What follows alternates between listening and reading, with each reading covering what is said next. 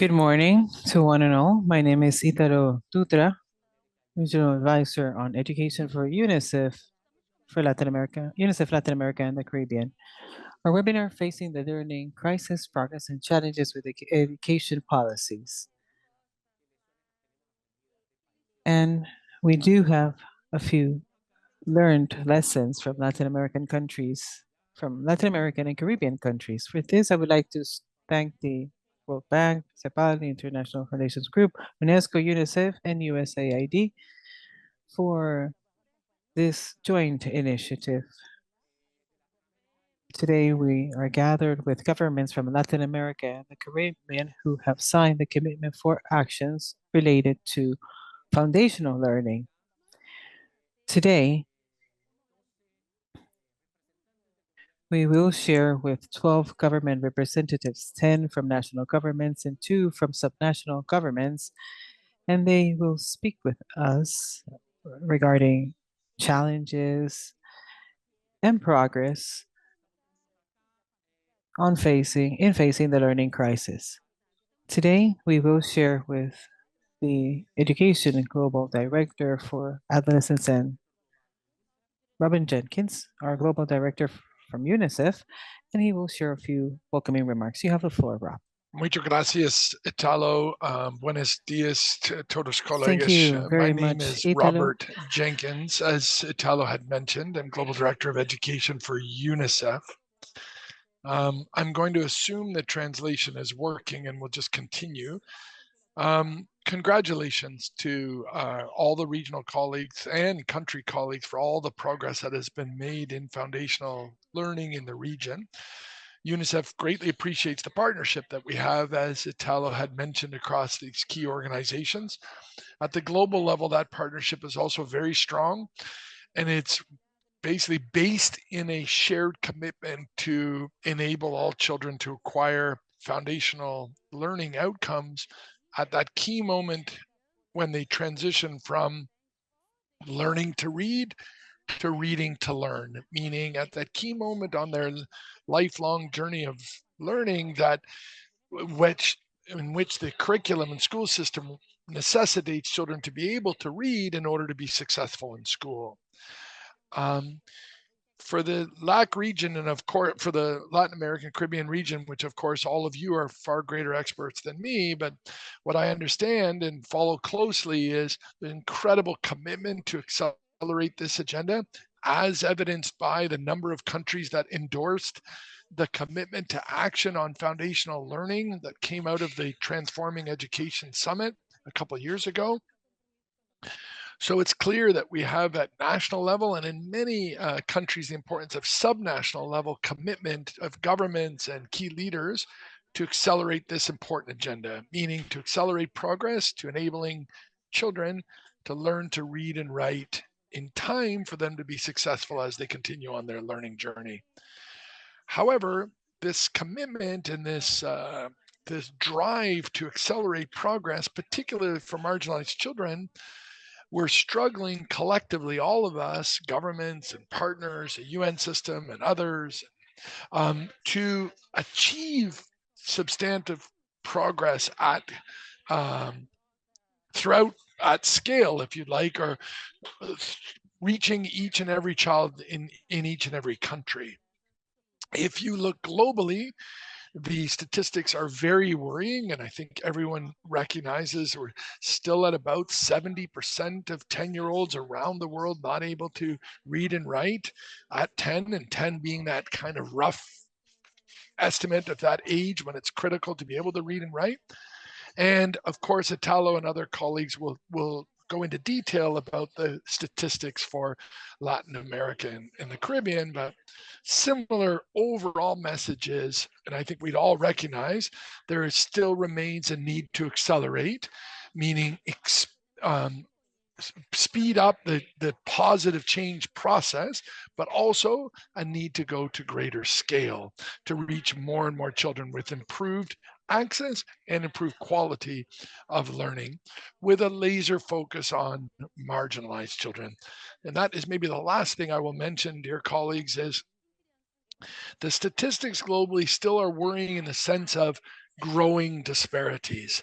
If you look at averages, it's worrying, but then if you disaggregate those averages across attributes like children living in remote communities compared to the average, children from poor backgrounds compared to the average, children are living have a mother tongue, speak in a language that's not offered by the school system compared to the average. If you look at these comparisons, the trend is negative, meaning marginalized children are being farther and farther left behind. So that does mean that in this conversation, I'd also encourage us to look at scale, look at acceleration, but also look at how do we reverse this trend of marginalization so that children who do have these characteristics that tend to correlate with barriers to access or quality, that we can collectively address those barriers as well. Let me conclude by just once again congratulating all of you for having this conversation, for the incredible commitment around the region and within countries at subnational level, at school level, to accelerate progress and reach marginalized kids with foundational learning. And just once again reiterate how much UNICEF values the partnership with those of the important organizations that organize this important discussion, but also governments, non-governmental organizations, civil society, ultimately teachers and children themselves, as we walk together along this journey to enable all children to acquire foundational learning. Thanks again, Italo. Thanks, colleagues, and I look forward to the discussion. Thank you very much. Thank you very much, Rob. As Rob stated, there is a chronic learning crisis within our region. And as previously stated, we believe that the region's response, the commitment to action on foundational learning has been quite positive. Today, we are currently sharing with 12 national governments and 3 subnational governments who have signed their commitment to action on foundational learning. But of course, we're speaking about the problems in the region. But for this, we need to understand that this commitment needs to translate into action. For this reason, we're going to start with the first round of national governments who will speak about their commitment and their actions so as to face the learning crisis.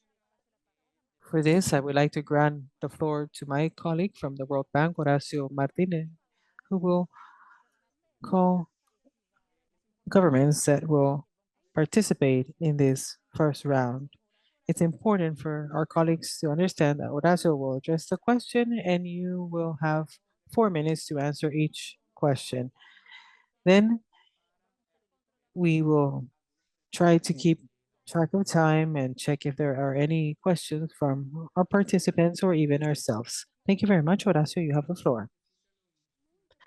Thank you very much, Italo. Thank you very much, Robert. And thank you very much to the UNICEF team for organizing and leading today's event. Thank you to all colleagues and organizations and governmental entities. Thank you very much for allowing us to work with you today. First off, I would like to grant the floor to Alexander Basimiento Santos for Basic Comprehensive Education Unit from the Federal Government of Brazil. My first question is the following. I would like to address the question, and it is the following. Which are the main challenges? Which have been the main challenges for Brazil to accomplish foundational learning at scale, specifically reading? Alexandro, glad to see you. Please go ahead.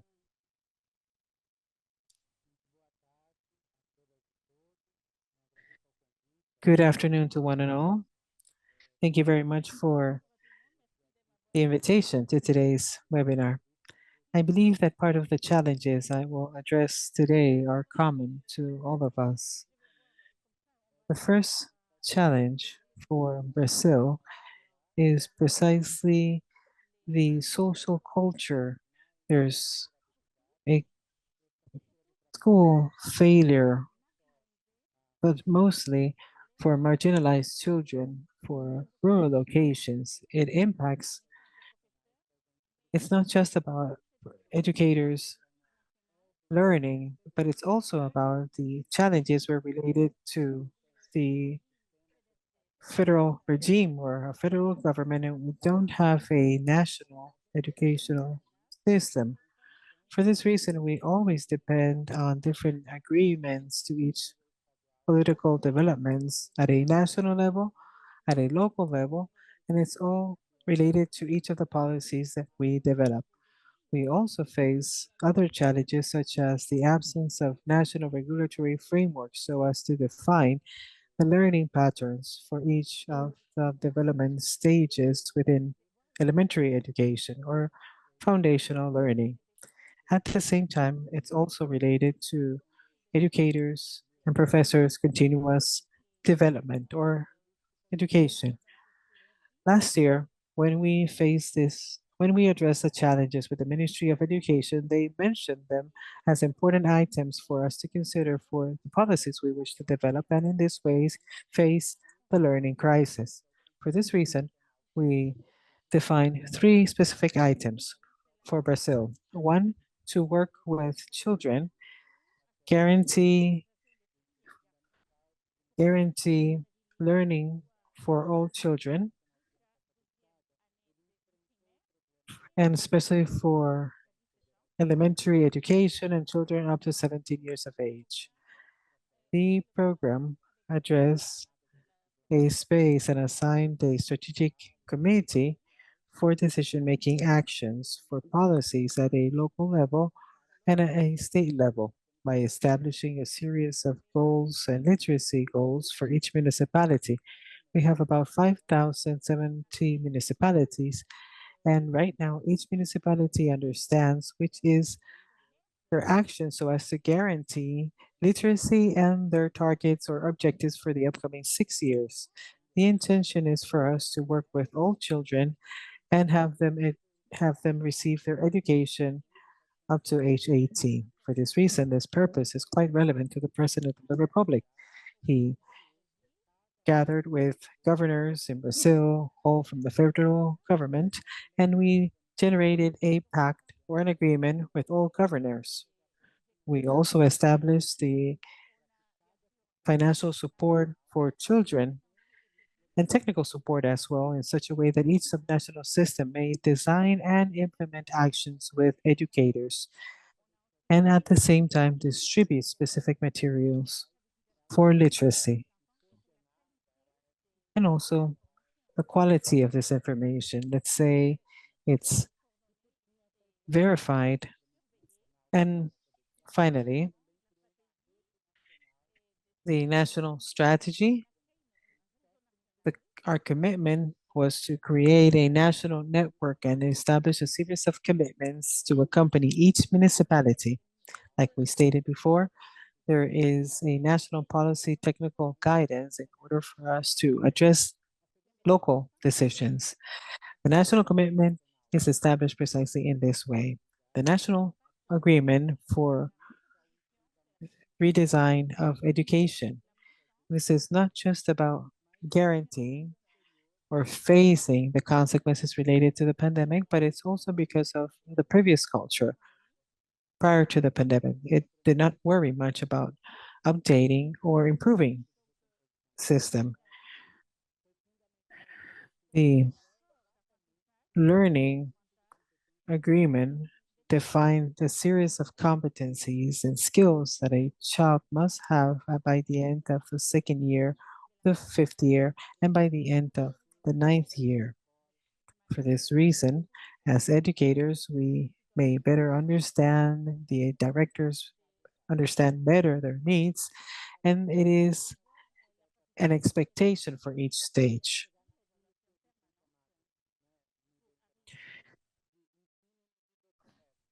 The intention is basically to educate correctly according to their levels. The intention is to understand what each child needs for their next grade. There's a learning platform that verifies this information every 3 months just to ensure their knowledge. There's a specific program for children between 10 to 14 years of age, and precisely our system is also addressing school discernment and school failure. Thank you very much. Thank you very much, Alessandro, and also thank you very much for keeping within the time assigned. I believe it's a very interesting development for Brazil, very interesting for Latin America and the Caribbean. If we have some time, we may return later for a few questions. Now, I would like to address the same question to Elvira Blanco Mitro from Dominican Republic. If you could please share the challenges identified to face the learning crisis. Yes, thank you very much, and thank you for the opportunity. From the Ministry of Education in the Dominican Republic, we did implement a national program based on foundational learning, which we denominated Combase, which is a methodological and a learning proposal to accomplish literacy in a timely manner. It's based on improving pedagogical processes. We're focused on foundational learning such as reading, writing, and mathematics, specifically for elementary school, the first cycle. Through the national literacy policy in adequate age, literacy was established as an absolute priority for the Dominican system. Conbase is the program that precisely operates the national policy for Dominican Republic at a national level. The program is structured in three fundamental axes, for which, of course, they all have their own challenges. The first one, strengthen learning processes. We need to train educators so as to improve the learning cycle. We developed a strong and adjusted regulation according to realistic conditions. It comprises 200 hours of hybrid education. We start with technical information at a national, regional, and district level. It's about 122 districts within our educational system. Today, we have 500 trained technical experts within the districts, the national level, and the different regions within our countries. Today, we have trained around 20,000 educators and coordinators at a national level. The Ministry of Education assigned economical resources in such a way that district and municipal educational centers could train at the adequate time and with the adequate quality. There's a challenge for us to strengthen and to sustain the training program within Combase, which is crucial for our progress. Educators' training is supported by resources, guides, theoretical material, all developed for this specific purpose. And the program is supported by UNICEF. At the same time, the program contains a second axis, management. Since we also have to face a few challenges, we need directors focus on education, on the pedagogical part. All directors must focus on strengthening the learning cycle.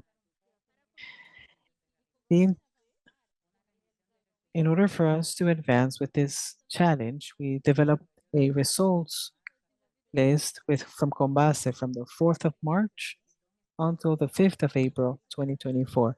And we required a national support to make it possible. We assessed students, their obtained results or outcomes and decided actions so as to accomplish an improvement in the learning cycle. It is a significant and a demanding process. It required about 125 workshops in each district, in which each public school director and each technical director basically shared their results to district directors. Based on this information, decisions were made so as to improve as a district. At the same time, district directors developed 18 workshops where they analyzed the different results, shared this information at a regional level, and decisions were made at a regional level. Eventually, 18 regional directors conducted a national workshop with the minister's participation, where regional directors presented the results or outcomes to the pedagogical directors and national directors from the educational headquarters. This translated into a program to strengthen Combase program and in this way increase the learning system for students at a national level, increasing its scale. The intention is to promote this culture where district managers provide information on their students' results and they decide so as to improve the process. And the third axis within Combase program is the monitoring and information management. Very important. We need to create a continuous monitoring system and evidence-based decision making. Distribute this culture amongst districts, amongst regional level. And in this way, guarantee continuous improvement.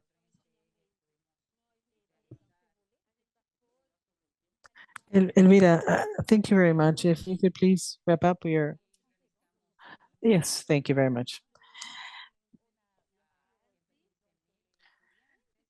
We assisted 115,000 students at a national level, and we assessed this information where we noticed that about 17% of the results were satisfactory, and this improved both their language skills and their mathematics, highlighting the tendency is to improve. Thank you very much. Thank you, Elvira.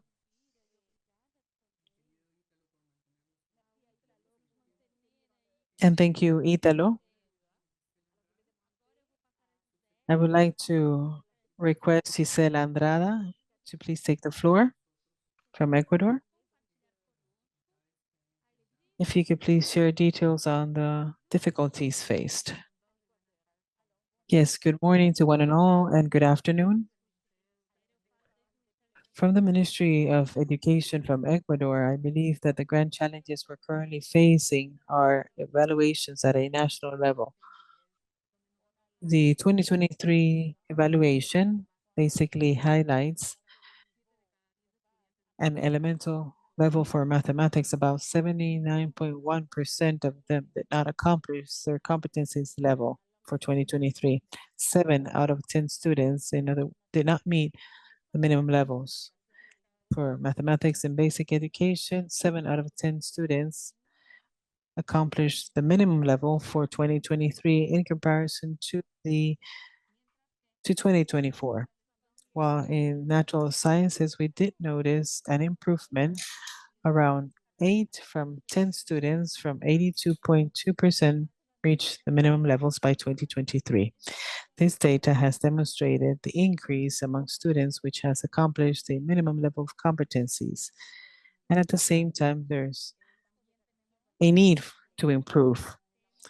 We also face diverse challenges such as school discernment due to increased violence. Students don't have access to technical devices, a lack of flexibility and adaptation of the curriculum in different contexts. There's a constant school desertion and constant changes that affect. From the Ministry of Education, within Ecuador, we are currently working in diverse programs, plans, and projects to take action and considering the results. For this reason, we're establishing a national plan for education, and the plan is focused on improving learning and competencies, both for mathematics, science, and others. We published a series of guides seeking to improve constant actions. We do have a few initiatives, and for the program Me Capacito, I, we have diverse pedagogical practices to adapt and strengthen the national education system. We also implemented a digital agenda with policies from a program called Juntos Leemos, or Together We Read, seeking to promote digital resources and promote skills, fundamental foundational learning.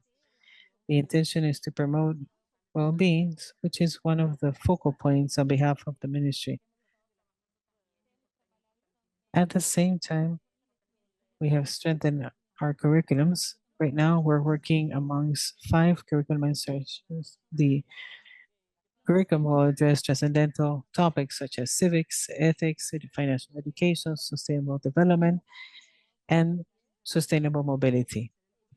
The intention is to strengthen the curriculum such that by the midterm, we should be able to have a better structured and a more responsible curriculum.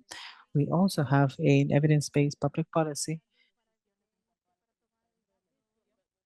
and we also have a national plan called Aprender a Tiempo, which seeks for beneficiaries out of diverse education levels who have benefited from this plan. The and at the same time, it's technical and pedagogical for institutions. And at the same time, the intention is to assist. We have another program related to learning recovery. I am sorry, but I will wrap up soon. We are currently working with the Ministry of Education, and the intention is to address the challenges. You now with Nora Delgado Ucayali. Thank you very much, Nora. We would like to hear on your perspectives at a regional level, which are the challenges you have faced to improve fundamental or foundational learning. Thank you. Yes, good morning to one and all. Ucayali is in Amazon's area within Peru, and we do share a regional project whose main objective is to improve learning among students. But the intention is to advance on the long term until 2036. This regional educational program has 3 strategic axes. One is focused on citizenship. The second one is focused on equity and educational society, inclusion. The next one on productivity and research and decentralized education. Like I said before, we are a region from the Amazons with a population out of which 60,000 of the students within it speak the dialect, the local dialect. This means we need to focus on multiple cultures and multiple languages within our learning processes. The main challenges we face are precisely to guarantee quality conditions for the diverse institutions within the Ucayali region. Within Peru, our educational system is currently assessed through the quality assessment within the educational system.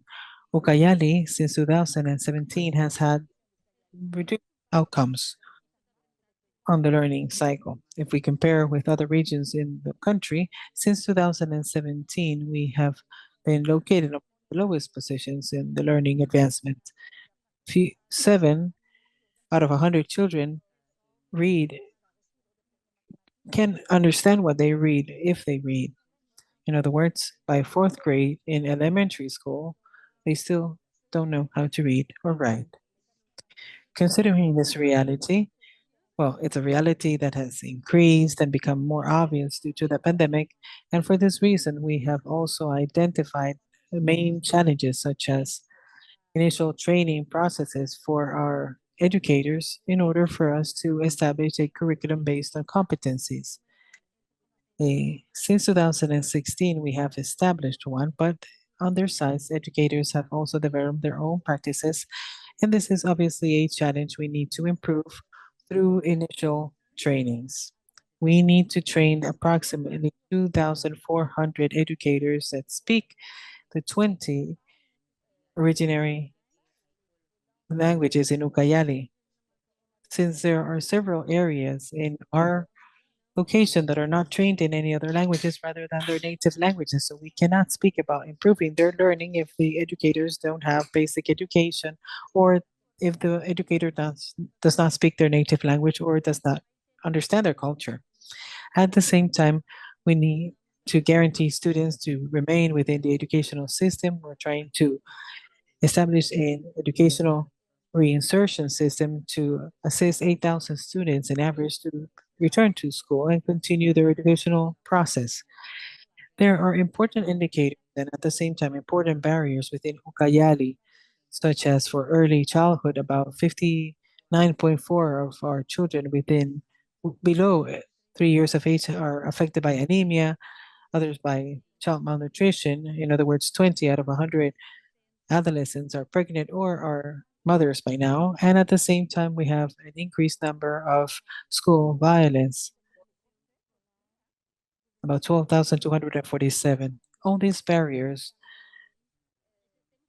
require a multi-sectorial approach with diverse stakeholders so as to revert learning processes and at the same time address the learning barriers that affect students, affecting their learning process and at the same time affecting their educational actions. And to finalize,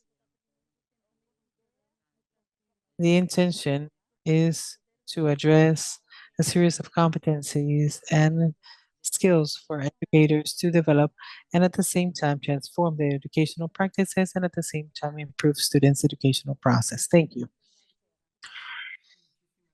Thank you very much once again. I would like to grant the floor now to Italo. You have the floor for the second round of questions. Thank you very much, colleagues. Thank you very much, Horacio, for your moderation. And at the same time, I would like to thank Alexandro Santos from Brazil, for Elvira Blanco Brito as well from MINER, from Dominican Republic. And thank you very much to Gisela Andrada, Subsecretary of Educational Development for Ecuador, and Nora Delgado Diaz, Regional Director on Education for Ucayali Province in Peru. Now, second round of countries. Countries that will share their progress and challenges on facing the learning crisis. For this second round, I would like to invite my Brazilian colleague, Valtencir Mendes from UNESCO, who will address the questions for our different participants. You have the floor. Well, thank you very much, Italo. Good morning to one and all. At the same time, I would also like to thank UNICEF for the invitation to today's dialogue, a crucial topic, the learning crisis. We've seen in the last PISA and the ERCE and UNESCO's review, we have noticed outcomes that are not ideal results. And at the same time, we're listening from different countries and we're going to now listen to new topics in different countries' examples in order for us to advance at a regional level. Without further ado, I would like to invite our panel speakers. And for this, we have a group of experts from different countries. First, Paula Campos, Executive Director for the Argentinian Literacy National Plan. Welcome, Paula. Next, Yolanda Gongora, National Regional Director from Belize for Education, and Santiago Contrucci from Chile, Executive Coordinator for educational reactivation from an Educa Chile. Welcome, Santiago, online in this occasion. Sadie Catalina Ayala Guio are the liaison for the schools, libraries, reading and writing s- department for Colombia. Very interesting. And last but not least important, Ariana Aristimuño, the Executive Director for Educational Policies at ANEP, Uruguay's Public National Educational Administration. Thank you very much for joining in. And the intention is to address this crucial topic for our region. For this reason, I would like to start with a question. And remember, we have 4 minutes for your response. And in this way, we may advance as programmed. Now, considering the needs within each educational system, which or what would you highlight from your country, from your city? What do you believe will truly change the rules of the game so as to accomplish foundational learning advancements? In other words, we have foundational learning, but at the same time, you are promoting very specific actions. Let's start with Paulo, if it's okay with you. Maybe a few remarks from the National Literacy Plan in Argentina. Yes, good morning. Thank you very much. First off, I believe that what I would like to highlight is that the Educational Secretariat decided to include literacy as a priority. This is connected to several realities. First, it a cross-cutting policy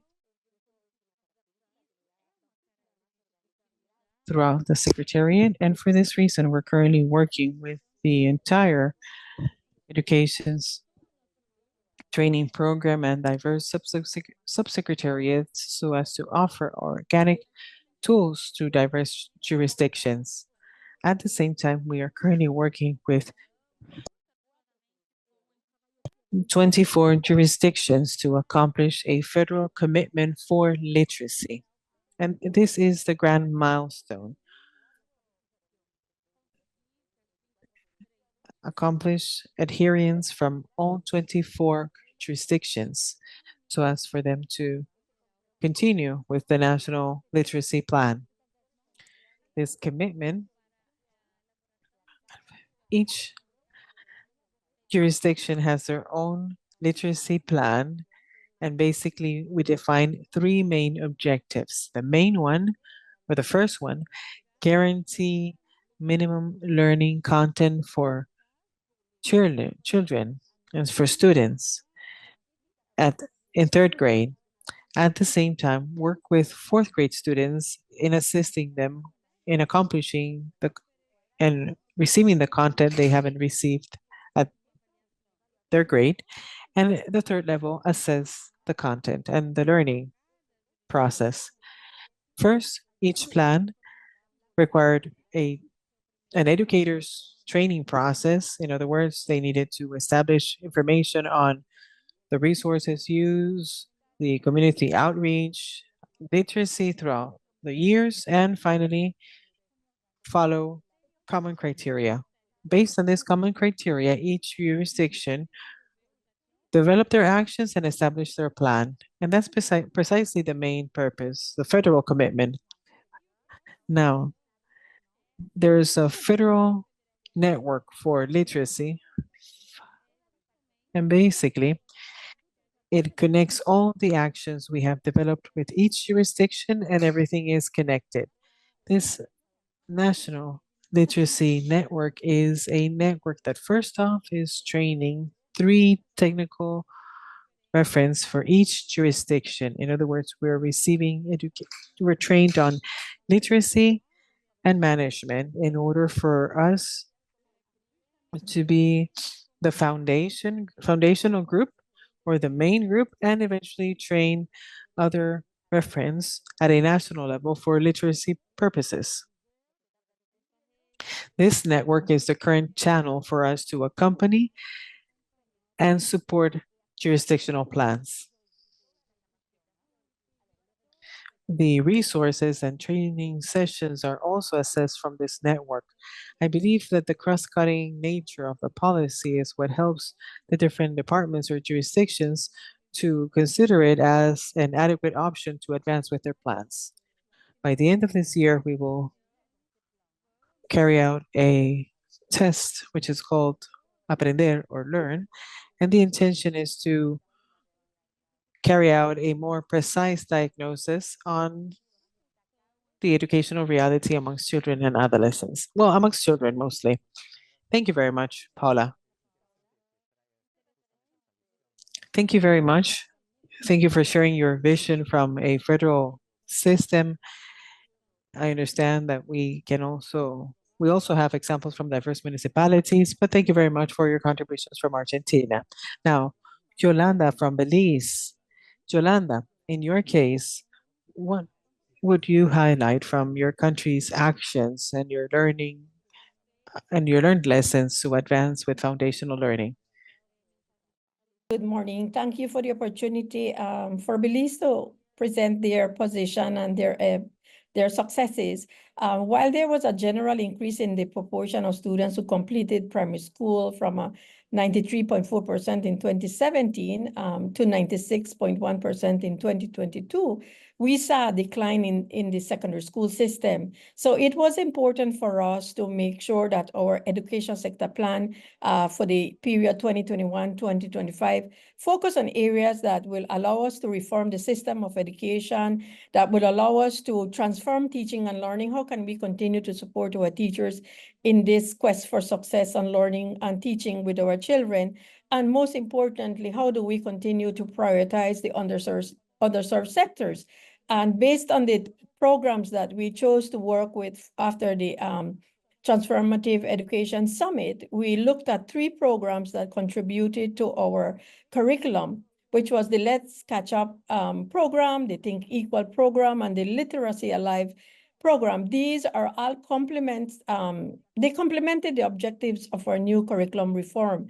Our new curriculum reform focused on competency-based education, which is a new method that our teachers had to learn, that we had to ask teachers to embrace. And this is a method that would have allowed us to catch up in the learning of our students. It is important, though, that once these are embedded in our learning outcomes, the progress can be significant, and we are able to identify some of the areas. I know that we piloted schools, but in the year 2023, 2024, all schools delivered the national curriculum framework.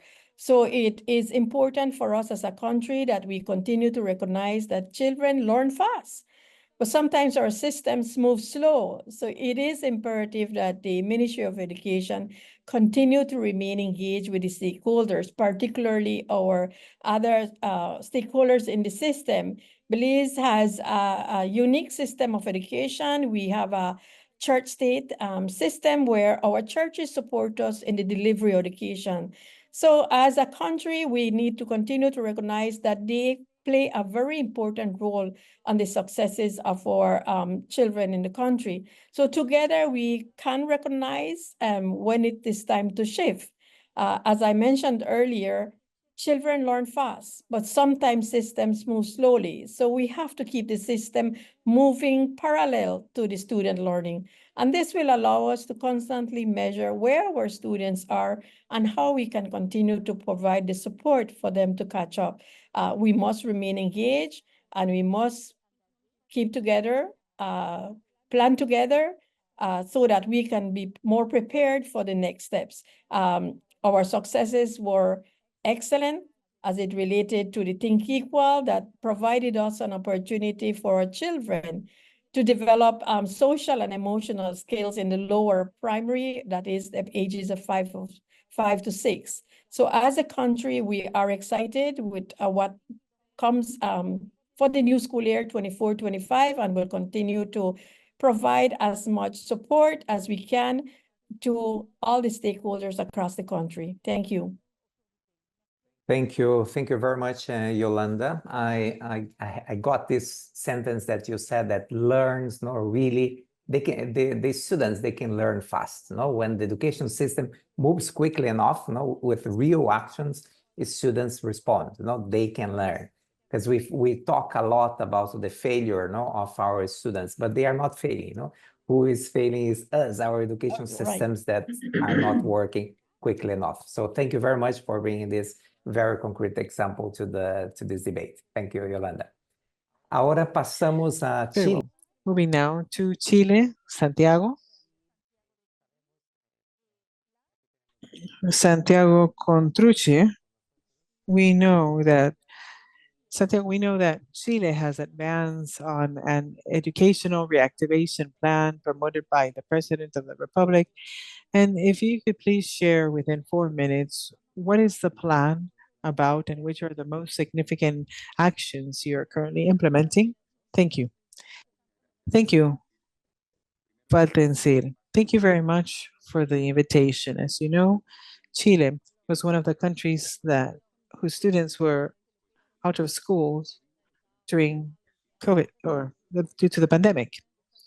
At the same time, as a government, we need to address educational reactivation, not just as a country, but as a society. As a matter of fact, at the beginning of 2023, the president summoned a consultative group to address this cross-cutting matter in an urgent form. The educational reactivation has been an opportunity for us to improve the system, understanding that the pandemic has exacerbated challenges that already existed in our system. It's an opportunity for us to reimagine our future together with a new social contract on education. First, we have an educational system that addresses initial or foundational education up to high school education. The plan is up until 2034 with plans crucial for our educational system. It does share a long-term perspective or plan. The plan already establishes 3 fundamental axes, one on livelihood, one on learning and existence and reconnection. Each has their own strategic diagnosis and strategies that address actions and goals. All this information is available on a document in our website if you want to review more details. At the same time, I would like to mention that the 3 axes have become roots for our educational systems in our countries.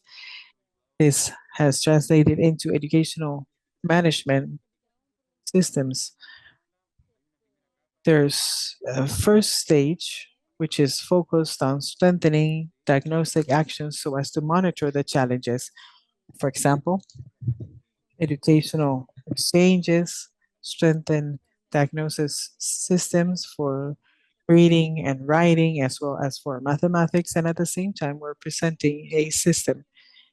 At the same time, there are intersectoral challenges.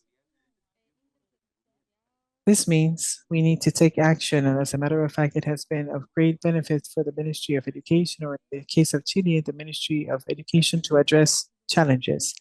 At the same time, we have requested for support through the curriculum, through tutoring, and recognizing that one of the effects in the pandemic has been the greatest heterogeneous characteristics within the group.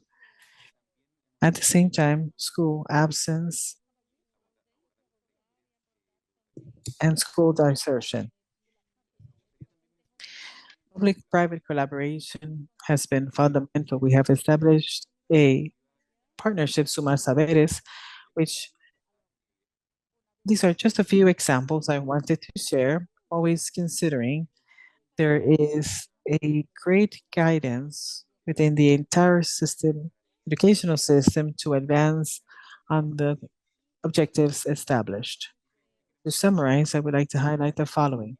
First, educational reactivation is not just about reactivating or recovering. It's about transforming the educational system into a comprehensive learning process. And at the same time, it has been constituted as a challenge at a country level, where we need to address actions with clear goals, intersectoral efforts, and support from the state and the civil society with the participation of the private sector. Educational communities need to consider the objectives as well. And in order for us to recover, we always need to establish a horizon in order for us to transform and improve our educational system. Thank you. Thank you very much, Santiago. Very interesting vision. It's about reconnecting this recovery and reconnected with the transformation process. It's about reactivating and at the same time transform the educational system, which is something we yearn so much within the region. I am sorry. Portuguese doesn't let me pronounce the G for region in Spanish, apparently. Thank you very much. Before anything, I would like to let you know we are back. We will stream this information through YouTube once again. We will edit the videos with the correct languages and republish them on YouTube for everyone's information.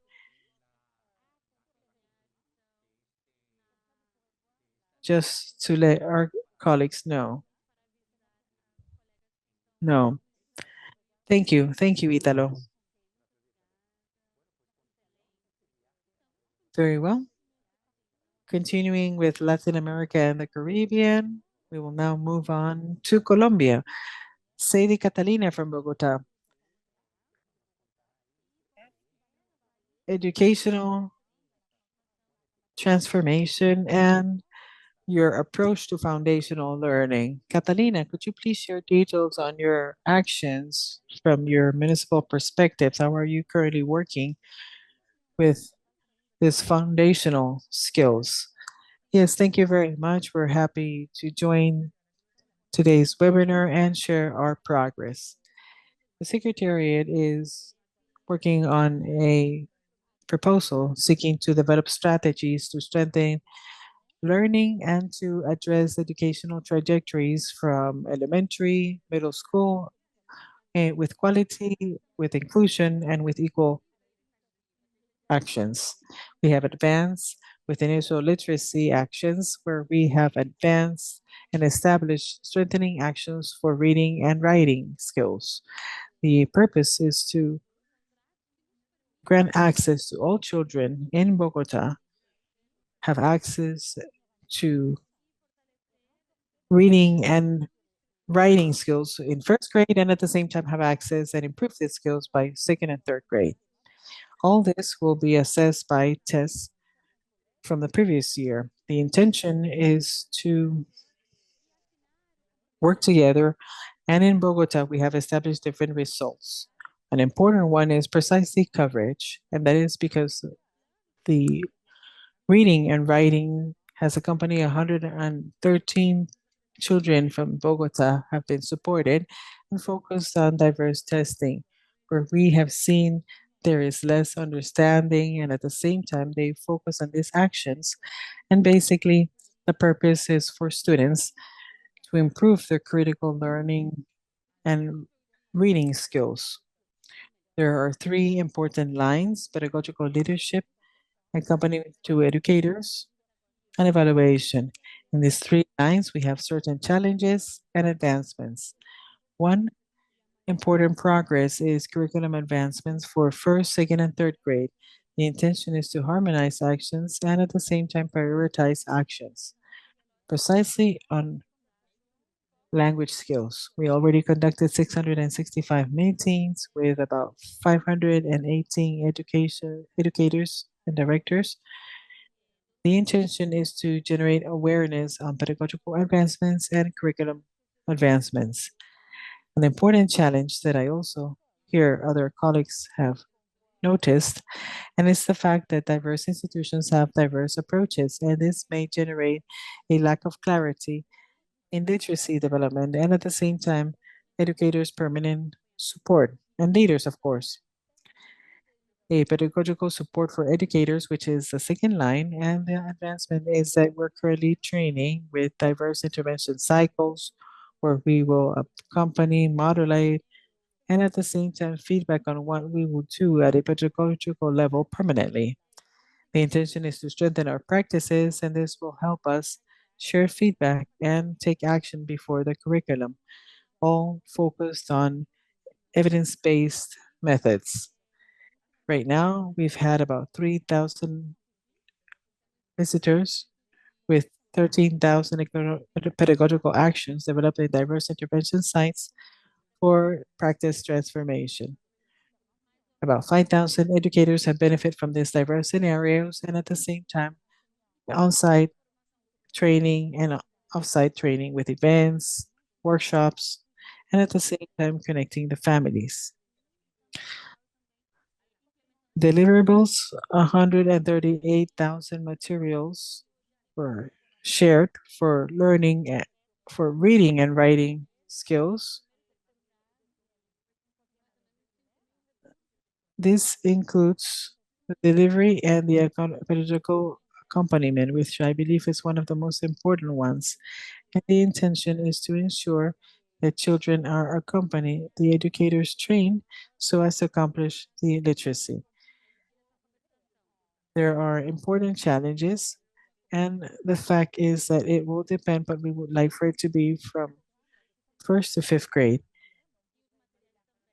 And at the same time, it's a country's challenge, aside from the fact that it's company in infrastructure, technological equipment, and the last advancement is on evaluation, that is on the strengthening plan. It's about technical actions, and they have dedicated they are trying to improve and provide real data to take pedagogical actions. On education, the intention is to include a technological tool that facilitates the systematization of data on partial evaluations, and at the same time, an educator's training, considering diverse instruments that one may use in classrooms that may be transversal for the public. Thank you very much, Sadie. I believe, thank you very much for your time. Maybe you can share the initiative's link later, and we may review more details. Maybe connect this with the families, maybe see the information on the libraries as well, but thank you very much. Let's continue with the debate. Adriana? Yes. Yes, my camera was blocked. It highlighted co-host blocked camera. There we go. There we go. So we apologize, Adriana, for the technical issues we're facing today. Thank you very much. Thank you, Adriana. Glad to see you online, not from Uruguay, but thank you very much for joining in. We understand that within Uruguay, you're currently implementing diverse actions. As a matter of fact, the Plan Avanza 2024 shares a holistic vision to improve learning. Could you please share a few details? What are you doing? What does this mean? Which are your priorities as well? How does this translate into commitments for action? Of course. Please go ahead. Okay. Yes, of course. Since 4 years ago, we started a series of transformative processes, especially curricular transformation processes. But I would like to focus more on the learning crisis. And here I would like to highlight 3 or 4 important items related to learning evaluations, accompaniment with the Avanza program, the trajectories project, which was referred by a few participants, combating inequality, and the establishment of a model for full educational sessions in unfavorable contexts. And of course, this has to do with stopping abandonment. And finally, I would like to refer an initial reading plan. Definitely, we are currently working on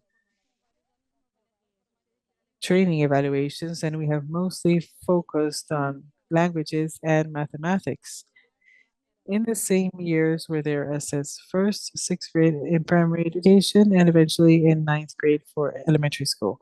We have a few results from PISA highlighted that 6 students reach reading competency levels and scientific competence levels out of 10. But in mathematics, we only have about 4 out of 10, or 44%. Important problems to consider both for reading as well as for mathematics. And of course, we are prioritizing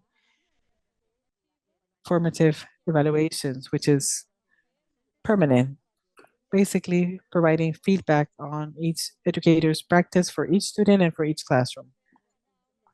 Basically, the planning process is placed in practice, and at the same time, it's part of the learning process. This formative evaluation or assessment is part of a plan called the introductory module and welcoming survey. And the purpose is precisely to adjust the planning proposals for different subjects that are actually part of basic and mid education, where we have noticed a few of the problems so far. And that's a brief overview for the next 4 minutes, considering the 4 minutes I have. Eventually, the other program is called Avanza, which is basically related to the increase of tutoring for elementary school as well as for basic mid education. We also have a trajectories program for affordable contexts from quintiles 1 and 2. We also have a working area that has to do with a series of strategies. We also have a learning improvement plan for Aprender schools in the poorest locations or contexts. And at the same time, we're improving an inventory done for screening. And INDI is the Child Development Index. It takes into consideration a series of elements related to mobility, corporal development, psychological development, and the acquisition of the initial codes. And this INDI, we're currently improving its use and mostly the use of more stakeholders within the educational system. Very quickly, for mid school, we're currently developing a medal, which is a full schedule, which is very expensive considering the training program and a series of pedagogical strategies to attend certain realities at the same time. It includes the meals, mostly for the first and second quintiles, and it works with communities and with families. And all this is generating great results, better retention, and more learning opportunities. And to finalize, the learning plan will follow an implementation plan for the second semester. We are taking a few action plans from Argentina, amongst others. And right now, they're promoting the Argentinian literacy plan. Much and many exchanges to come. Thank you very much. Thank you very much, Adriana. I cannot share any comments due to time, but thank you very much and congratulations for the great work. Italo, you have the floor, and thank you, colleagues, for your participation. I believe we don't have more time. We still have more questions and willingness to continue, but we will most likely have the opportunity in the future. For now, Italo, you have the floor. Thank you. Thank you to Paula Campos from Argentina, Yolanda Gongorra from Belize, Santiago Contruche from Chile, Sede Catalina, Yala Guido from Bogota, Colombia, and Adriana Vestimuño from ANEP, Uruguay. Thank you very much for your participation. Now, the third round of presentations for those assisting us, we have our streaming in Spanish only, but we are recording and edit the videos and share them in all 4 languages as promised before. To continue, round number 3. I would like to invite our colleague, Daniela Truco, from ECLAC, who will moderate the next round of questions. Thank you very much, Italo. Good morning, good afternoon to our participants. Thank you very much for the invitation, and thank you very much, UNICEF, for the invitation, for the leadership, and for the initiative of working amongst agencies, considering this urgent topic and the commitment to advance in the learning crisis as a region. For this round, we will share with representatives from Colombia, Honduras, Mexico, and Venezuela, and we would like to ask you to please respond to the following question in 4 minutes. Which do you believe may be the main effort your government may conduct to assist children and adolescents in vulnerable contexts? To start, I would like to grant the floor to Oscar Sanchez Jaramillo, Vice Minister for Colombia, Vice Minister for Elementary, Middle, and High School Education from Colombia. You have the floor, Minister Sandra Viviana Olaya. Well, Minister, you have the floor. Well, Daniela, I am here representing the Vice Minister. He greets everyone. Sadly, because of the agenda, he was not able to join us today. But I am also the advisor for the ministry, and at the same time, I am informed on the progress working within the Ministry of Education in Colombia. And at the same time, what do we believe are the actions we are currently taking to address vulnerable children in the territory? I believe that for us in the territory, we understand that the pandemic and the geographic conditions were all important realities that expanded or increased the gaps for children in our region. To start with, considering the national, at a national level, we're seeking to connect the public policies with the voices and leaderships of educators in our territory. And for this reason, we have two fundamental pillars. The first one is focused on educators training, fundamental as we try to strengthen and understand their experiences amongst territories. And all this helps us establish an ambitious goal, but a goal established by this government. And the intention is to work with 20,000 postgraduate posts so educators have access to the processes and in this way strengthen their work within diverse territories.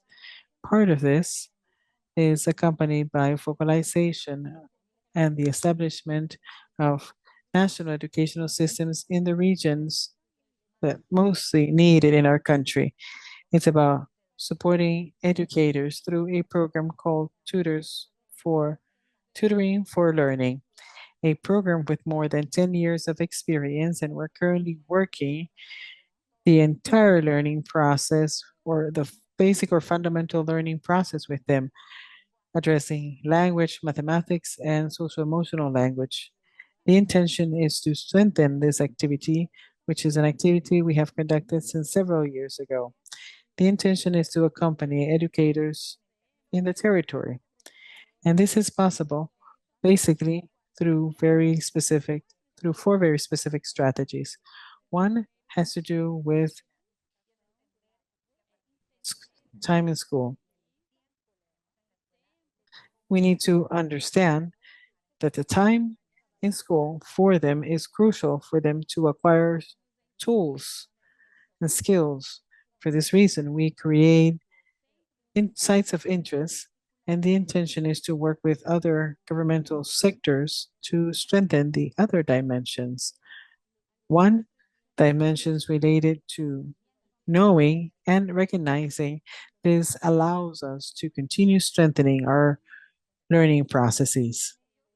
With this, and very quickly, I would like to address a strategy that the intention is to strengthen educational materials for educators in the territory. The intention is to share this specific offer, and everything is related to the incorporation of Education 13, an education that is associated to learning processes to strengthen livelihoods, social emotional conditions, reconciliation, and climate change. And fundamental for us to continue working on these activities, since we understand this may help us advance with knowledge, considering their own context. And and lastly, strengthening actions associated with accompanying educators in the territories, which is done through university practices. We've had about 13,000 school practitioners from rural locations, and the intention is to articulate the learning process. This has allowed us to establish two fundamental pillars. They place us en route, and we follow a path in which we believe this is the best way to reach the furthest territories and most in need. Thank you very much. Thank you very much. And I apologize I did not introduce you, did not know about the change in agenda, but thank you very much for your comments. It is crucial for us to work with educators and to work in these distinct territories. Thank you for describing these initiatives. Alana Dominguez from Honduras for the curriculum evaluation unit. Thank you very much. You have 4 minutes for your remarks. You will listen to an alarm once your 4 minutes are over. Thank you. The case for Honduras is not that distinct to the Latin American reality. And if it's about Honduras specific case, we definitely need to escalate the programs developed so far. Recently, we conducted an evaluation on the different interventions conducted. It is necessary for us to take in everything related to the program. We understand we are focused on a curriculum prioritization, and at the same time, we have an educator's component. It was necessary for us to develop capacities with active methodologies focused on education. At the same time, we need to develop the national plan for the recovery of learning experiences that integrate the educator, the coordinator as well. And the intention is to recognize that as a state secretariat, we do require the articulation process with other state institutions. In the case of Honduras, we have the Plan 365 that guides and focuses on learning how to write and read correctly, mathematics as well. For this reason, it's necessary for us to connect with local governments through municipalities within Honduras. In other words, how may we take action to ensure the trajectory and the mobility of children from home to the educational center may be resilient spaces in such a way that they can take action through tutoring and at the same time include this entire components. It's about recovering foundational skills in Spanish, and at the same time, it's about not leaving the social emotional context aside.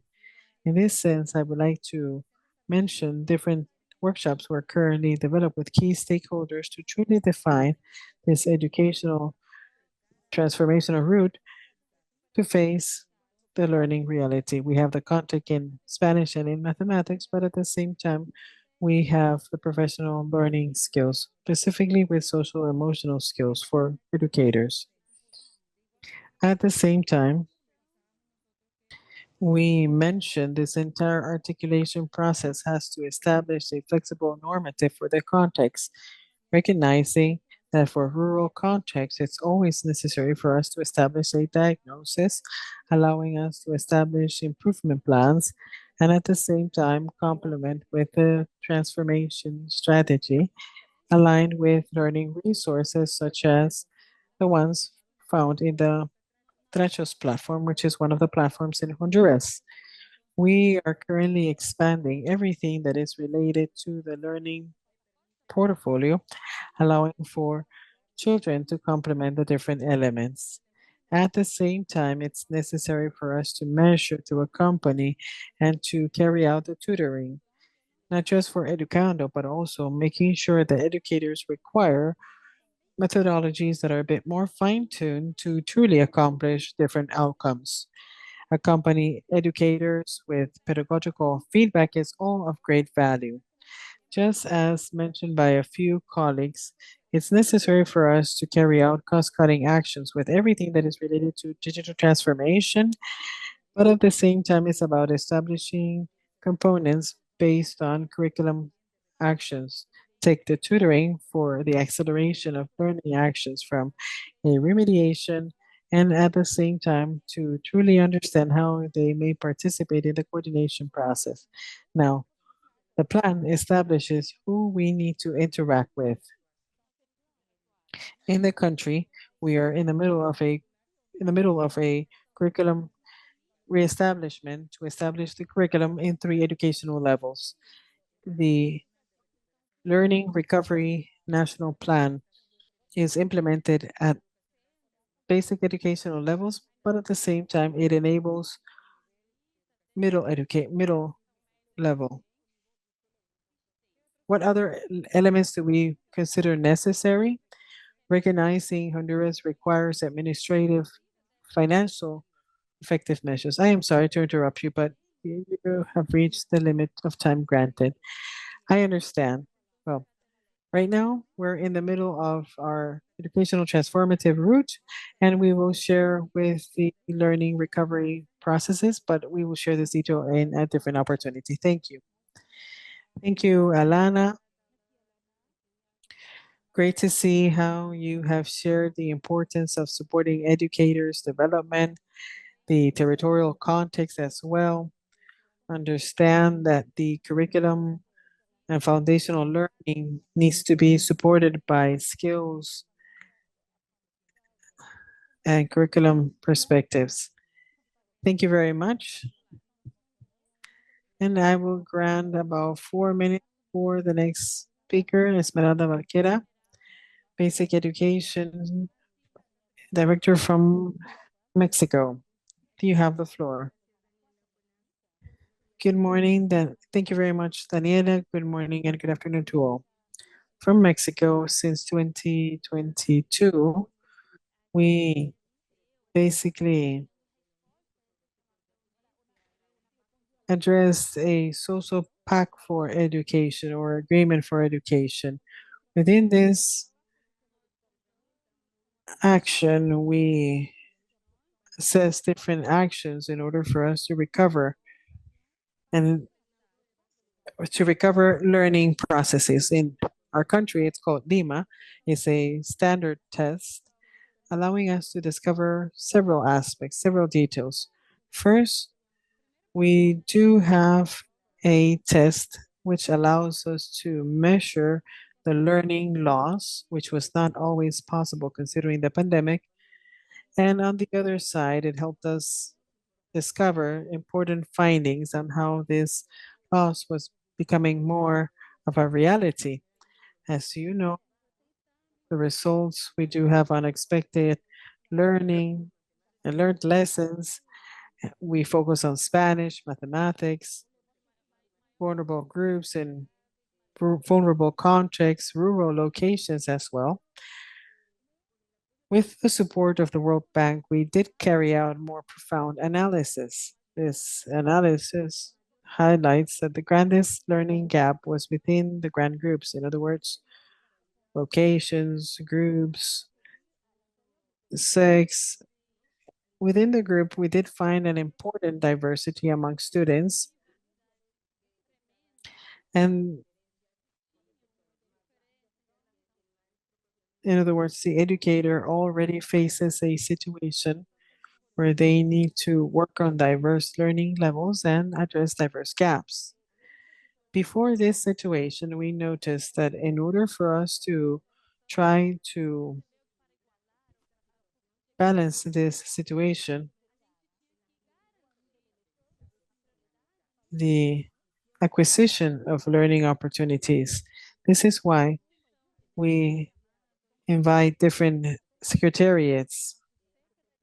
We carried out an entire invitation to our groups from UNESCO to address fundamental learning policies, mostly focusing on initial literacy for middle education. We already have 2 cycles in which we have occurred on this specific policy. And at the beginning, we recognized a few things. First, this information was for up to 4th grade. Now we have more information collected by educators as they apply and as they implement their instruments and their own diagnosis. And we also have others through instruments such as EGRA and UBRA. All this allows us to obtain information we did not have from before. We only received information up to 3rd grade. The intention is for them to carry out their basic competency, especially for reading and writing, which is a window for the rest of the information they may learn, ensuring educational advancement. I believe as entities, what we need to do first off is try to help the population because this is a population that faces greater disadvantages to acquire greater knowledges. The intention is to improve their conditions. I believe this helps us to come up with decisions and in this way focus our support and the attention provided. Something we like about this proposal and something that will be more general for the next cycle is the following. It's a comprehensive proposal. It's a proposal that we need to address from different perspectives. It must be systemic, a systemic theory of change, and we need to care for the implementation. Sometimes we have very good theories of change, but if we do not pay attention to it, we may fail. One of the matters is precisely to work with an adequate pedagogical response to solve different doubts with evidence of different results, and at the same time accompany not just education for educators, which is complicated, especially for vulnerable contexts. It's also about accompaniment. It's about the figures that will assess, that will motivate, that will support. Recognizement as well. It's part of the commitments to ensure an improvement in budgets. Thank you very much. Thank you very much, Esmeralda. Thank you very much for the importance of highlighting the decisions and focusing on certain evidence. I believe it's important because it helps us address what you mentioned before, that we need to address inequalities within classrooms even. The intention is to design strategies that focus on these inequalities and at the same time advance and establish the same level for all. Thank you very much. And now I would like to continue with Hermes Flores, Director for Elementary Education in Venezuela. You have 4 minutes, remember, and you will listen to an alarm once your time is up. Perfect. Thank you. I would like to say hello from our ministry, Cecilia Santaella, and the group of vice ministers that accompany them. From Venezuela, we do celebrate and we are thankful for this opportunity to exchange since this is a commitment for all. This is why I would like to highlight the following details. There is no educational proposal or initiative from this nature. None is generated by random natures. Actually, in the case of Venezuela, our society models, our country project, is the one detailed at the Venezuela's constitution. It has a social humanistic characteristic, which is inclusive, ethnical, with multiple ethnicities. This is why it does make sense for us to speak about the Bolivarian educational system. This is why it does make sense for us to speak about inclusion or equality or social justice. And it's not a circumstantial program, rather a principle, a constitutional mandate. Our Constitution considers education as a human right and a fundamental right. And I highlight this information because what we're presenting today is not an isolated fact nor a casual fact. It's regarding what's taking place in our countries and in the world. As a matter of fact, today education is in the center of the global debate, especially after the pandemic. UNESCO highlights that after this massive closing of schools, several students did not assist classes in person, many from Latin America and the Caribbean. Terrible reality because from this amount, 3.1 million did not return to schools. And that is the main challenge.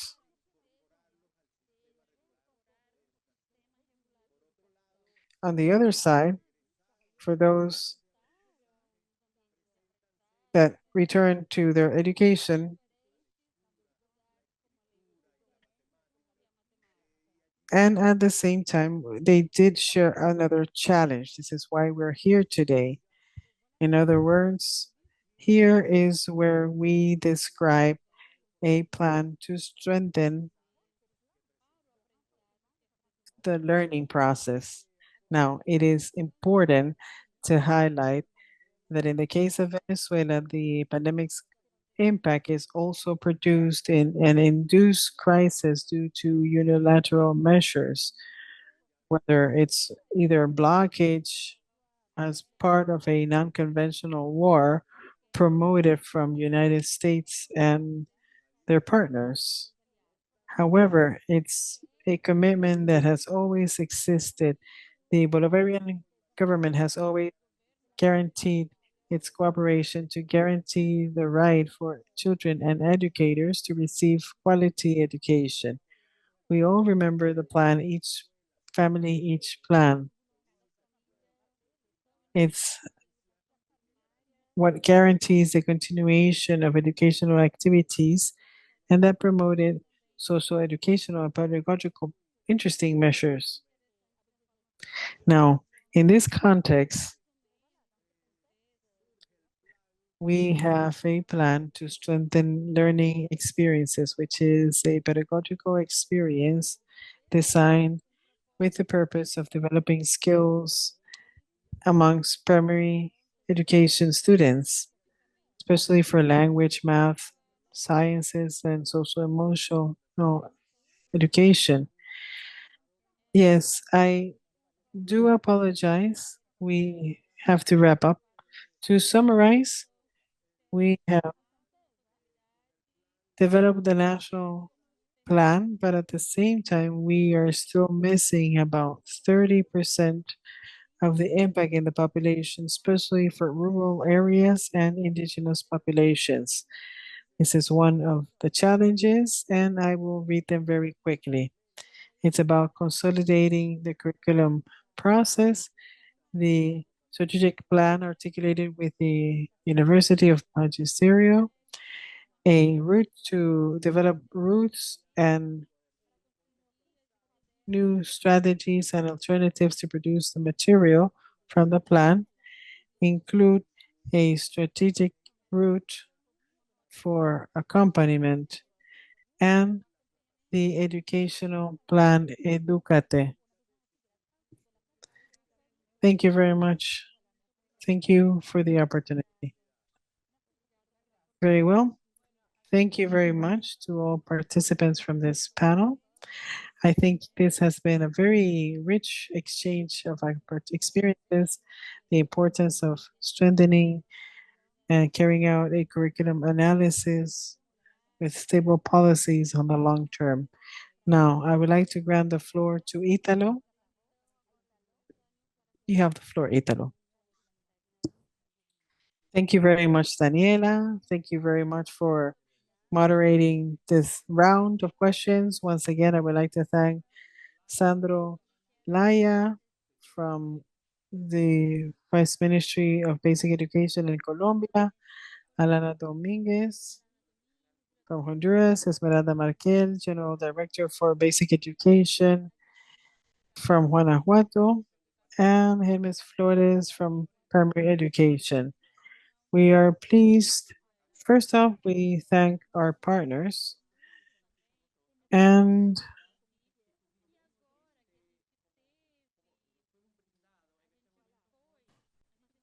we did see a few actions from governments that are facing the crisis. Now, I would like to share from international cooperation and philanthropy, I would like to define a few actions. And for this, I would like to invite our colleague Tania Mega, who will moderate the following panel. You have the floor, Tania. Thank you, Italo. Good morning, good afternoon to one and all. Pleasure to join you and listen to all the advancements and the great progress from governments on foundational learning. Now, all colleagues may start answering. We would like to thank our colleagues from USA, the FFG, World Bank, UNESCO, UNICEF, and CEPAL. Thank you very much. And ECLAC, thank you very much for your support. The first question, please, if you could answer in 2 minutes. As you know, the learning crisis in Latin America and the Caribbean is a crisis that has been exacerbated since the pandemic. From your perspective, which is your organization's main contribution to assist governments in improving the outcomes in our region? You have 2 minutes, starting with our colleagues, Michael Liesman from USA. Michael, you have the floor. Thank you, Tania.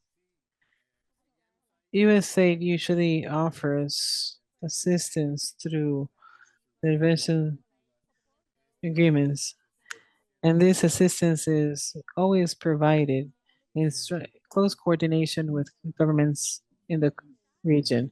It's important that we work with the municipalities and that we understand this from the beginning in order for us to promote the different priorities and at the same time have them address any project in the different funds and initiatives.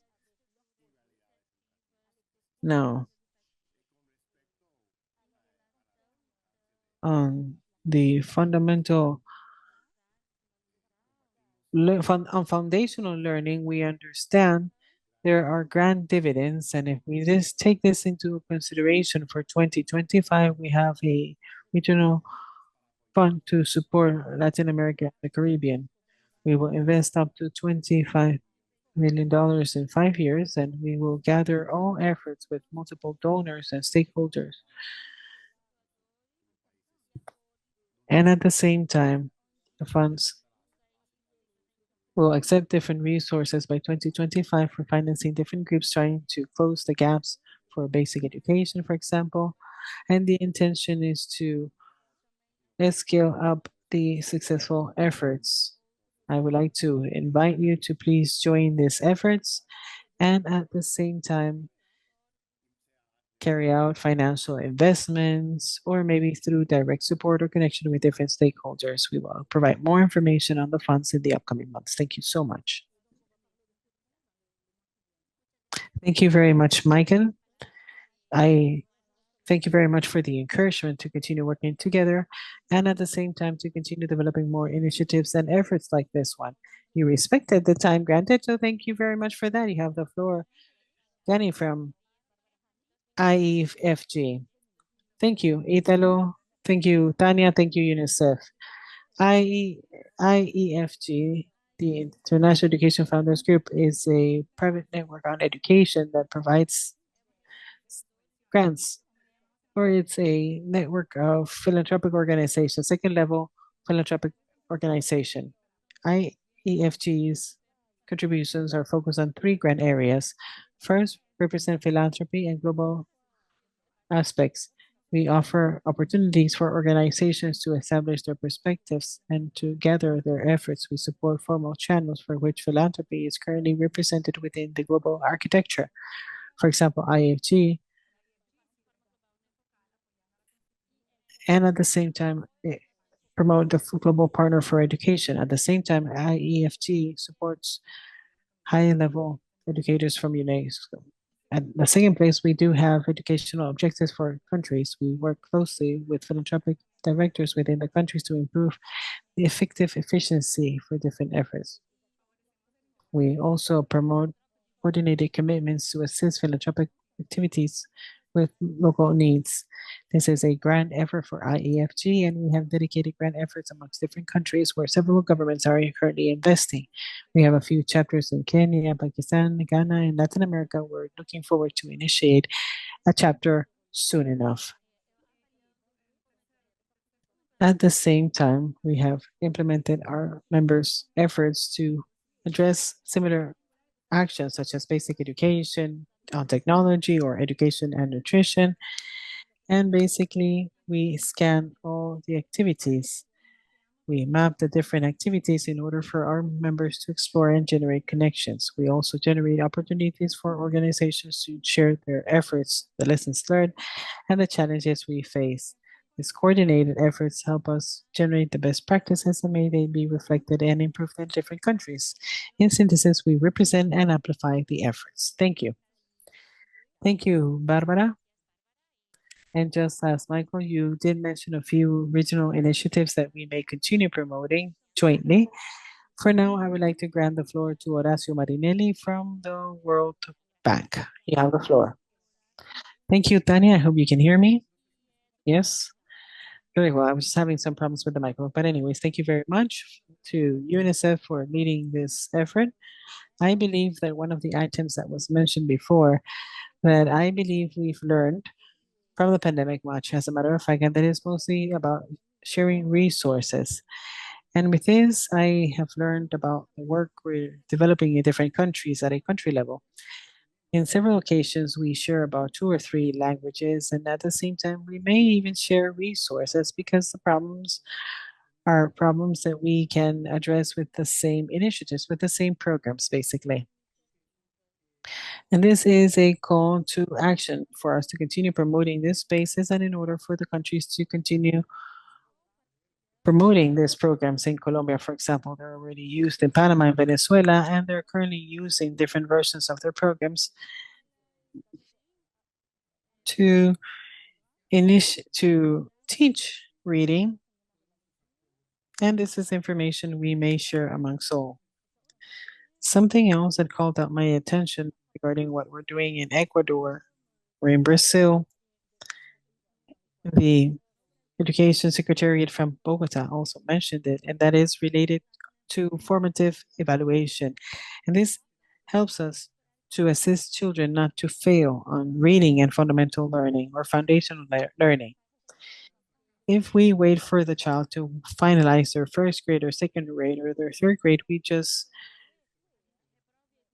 have them repeat the grade instead of following models like the ones in Brazil, where they're actually assessing throughout the academic year. See how children are doing and intervene whenever is required.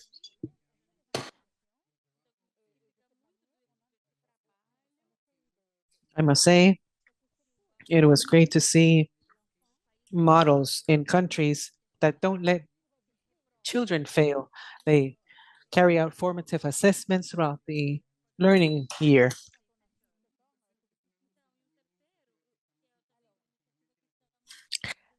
We are currently promoting a regional initiative, which is the Academia for Foundational Learning, and adaptation into Spanish was made, and we wish to share a joint effort with all of you, with donor countries, and we already developed the first pilot plan in El Salvador. It basically highlights what the evidence mentions and what we need to do to improve foundational learning. I invite everyone to review it. We will share more information on this, and thank you very much for your attention. Thank you, Horacio. And very quickly, I will continue because we're delayed. UNESCO, Valtercir, you have the floor. Thank you, Tania. I will try to be very quick, and for this, I would like to speak about a specific action for Exit Escuela. As we've heard, formative assessments and tests are important, but at the same time, we need instruments for formative learning. And this is the tool we're currently developing for educators. Let's say the objective is to have a test that may be used in classrooms, but at the same time, may it help in understanding the learning status for each classroom for each student in the classroom.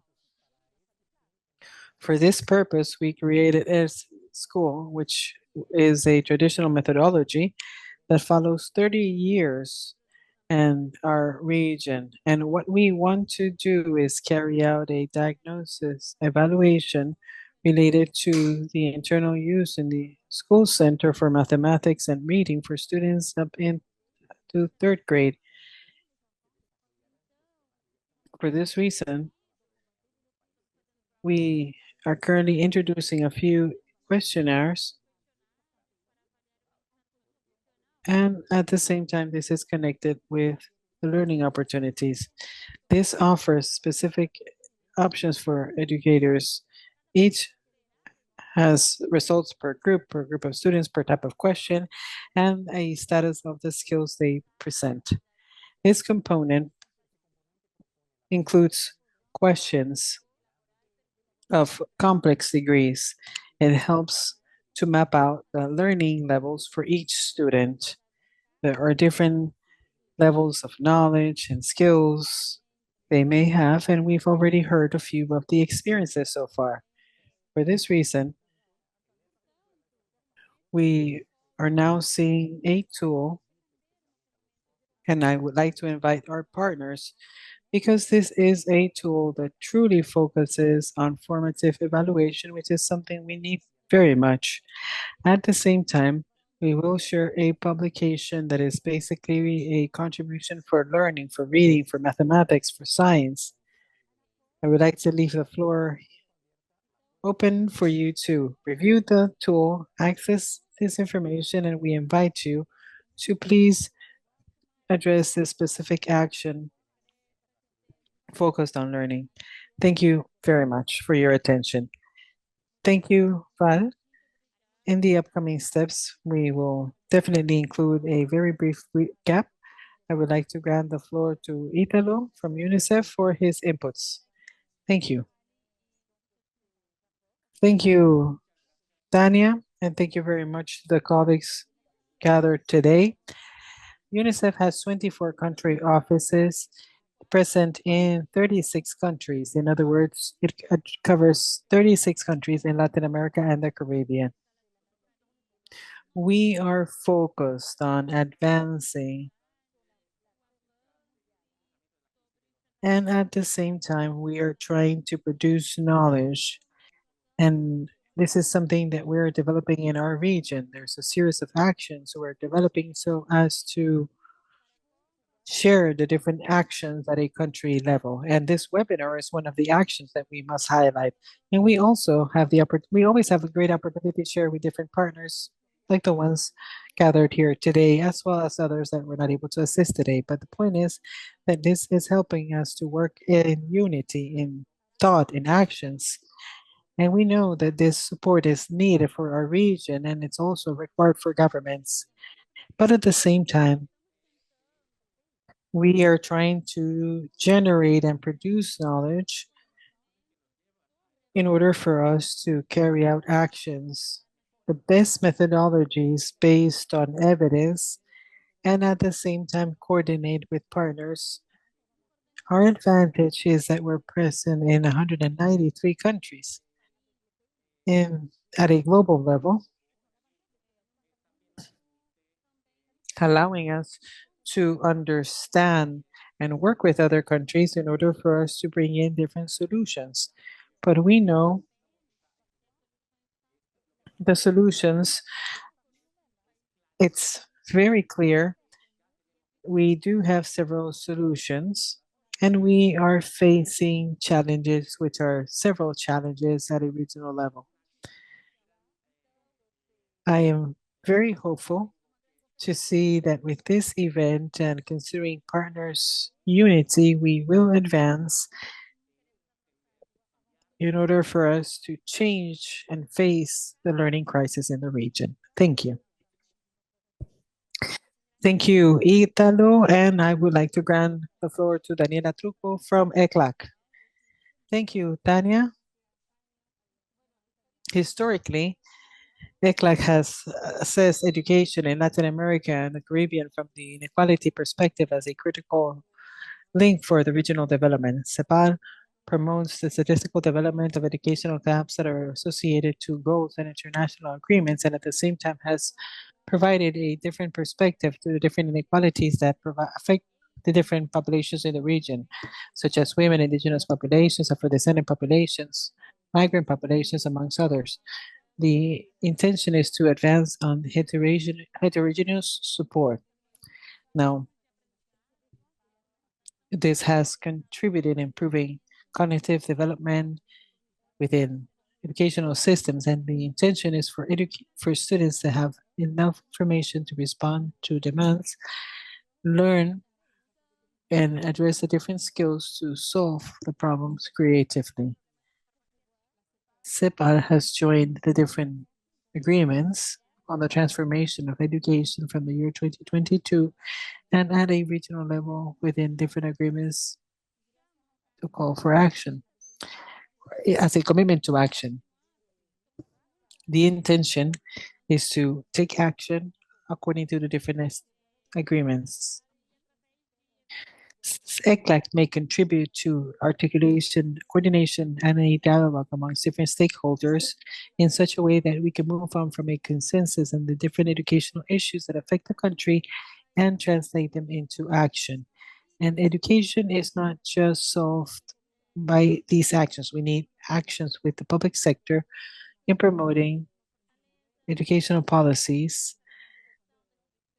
such as well-being, nutrition, the socioeconomical well-being of homes, which I believe are all very relevant to project educational trajectories. Thank you very much. Thank you, Daniela. Thank you to all 6 colleagues for answering the question. And I believe we were able to identify different synergies and actions at a governmental level to understand basic advancements. We also see there are grand synergies, there are grand opportunities in order for us to continue working together and at the same time obtain the best results. With this, I would like to grant the floor to Italo so we may advance with the next part of the webinar. Thank you.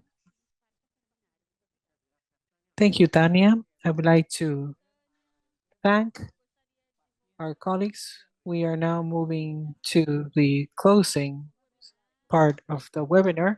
Even though we had technical issues, we're still streaming in Spanish for our colleagues. And at the end, we will re-edit the videos and share them all in 4 different languages. Now, before we finalize, I would like to highlight the importance of these spaces, a space for us to share amongst countries in such a way that according to what we do as partners, there's always a grand demand for us to have spaces to exchange experiences, to understand what we're doing. And for us as partners, I believe this webinar does establish an important moment in order for us to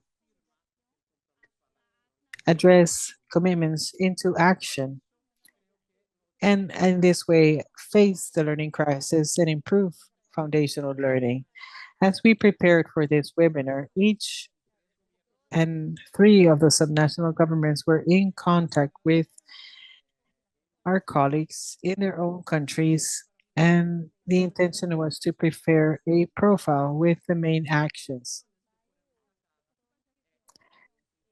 and all related to foundational learning. The intention is related to the different outcomes. The intention is to share this information in at the same time exchanging further discussions. The intention is to organize this publication as a society with all the organizations present here today. The intention is to advance next week with a specific script and at the same time advance with different country profiles and from the subnational governments, all represented at the end of the day by 13 presentations. Yes. I would also like to mention that several of the actions presented here today, and with this, I do want to invite my colleague from the Planning Institute, from our brother agency from UNESCO, UNICEF, and IBE for Latin America and the Caribbean. We are currently preparing a course, and we hope we receive support from all partners.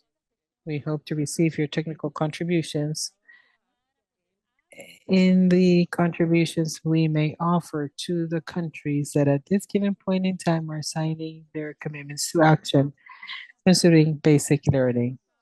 We would like to highlight that this course is a joint production amongst agencies, 2 agencies working together. And as we prepare, we hope everything is ready for it to be launched at the beginning of 2025. And of course, I would like to grant the floor to Mariana Cuchelas, our colleague from IBE UNESCO.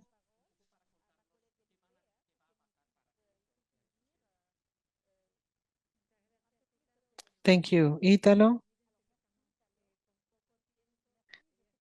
I know we have limited time, but I would like to say I am very happy to work with different members in the region to see, it's great to see that we have a new opportunity to work together. It's great to see so many familiar faces. At the same time, I would like to invite and thank UNICEF Lacro for this space. I followed the event from the very beginning. It's great to hear the progress, the information, and your progress in such an important topic. I am very happy to see this reality. It's really an enriching opportunity. At the same time, we would like to thank IEFG, USA, ECLAC, from IBE, on behalf of Tim Benavides, the director. I must say it's an honor, and we are delighted as a planning institute to be part of this course. As Italo mentioned, it will last approximately 3 months, and it basically takes the best of all stakeholders. It takes UNICEF's LACRO expertise as well as other partners' expertise. It's about the field, and I mean, who is better than the government to attend the needs to address this information in context? And of course, IBE experience in different training actions part of the professional practice. And the objective is basically to strengthen the capacities within governments with a specific focus on policies implementation. And this is something I want to highlight because all the actions that we're currently developing from IBE are more than contributing with conceptual frameworks. It's taking action in such a way that those that participate may have clear evidence on what is taking place. This activity does not mean there is a greater effort required, but rather more connection with the practice. I know I have to wrap up because we're limited in time unless Italo wishes me to share more details. But to wrap up, I would like to speak about the evidence. I believe this is a clear indicator of a word we have heard in several occasions, synergy. We now have 2 UN agencies. And yes, I will say 2 because we're kind of cousins to UNESCO. So it's UNICEF, and the cousin IPE. But honestly, meeting under these efforts to promote education, to focus on children for the benefit of all children and adolescents, I believe it's a fundamental reality because it wouldn't be possible for us to exercise the rights if foundational learnings are not provided. Of course, thinking and considering that every person may exercise their citizenship. As you can see, education is more than interdisciplinary efforts. We do need to consider other elements such as foundational learning. If we don't have foundational learning, it would be very difficult for us to promote critical thinking, critical analysis, life skills as well wouldn't be possible. The intention is for everyone to develop their own life projects.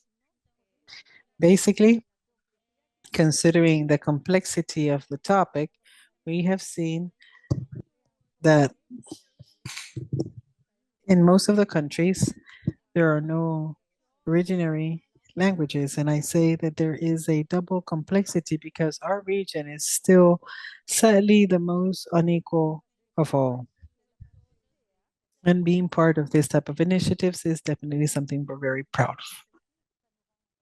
Thank you very much, Mariana. And to wrap up today's webinar, we would like to thank everyone for your effort. Thank you very much for each of the government's representatives. Thank you very much for the time to participate of today's discussion. Thank you very much for sharing details on your progress to face the learning crisis, and at the same time, which actions are you developing? And at the same time, we will share more information with you at the end of this webinar. And we would like to thank the World Bank, UNESCO, IEFG, USAID, ECLAC, and we would like to thank you very much for the contribution and for every effort done jointly to advance on this specific topic.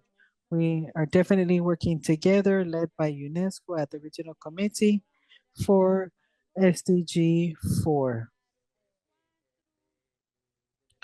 related to the right to education. We are working with distinct partners so as to advance. And even other partners that are not here with us, because we are working together in order for us to promote actions in the best way possible, promoting actions amongst governments. We know that the government alone cannot attend to all the regional needs, but I still believe we're all working together in this specific context, understanding that there is a need where we cannot double our efforts, but rather work together and jointly so we may face the learning crisis. For this, once again, I would like to thank you very much for your time and for your participation. And I would also like to mention that we will share the videos soon enough in all 4 languages, in Spanish, Portuguese, English, and in French, all available in UNICEF's, ECLAC's, the World Bank, UNESCO's, USAID, IEFG's website, because it is a joint effort. Thank you very much and wish you a great week.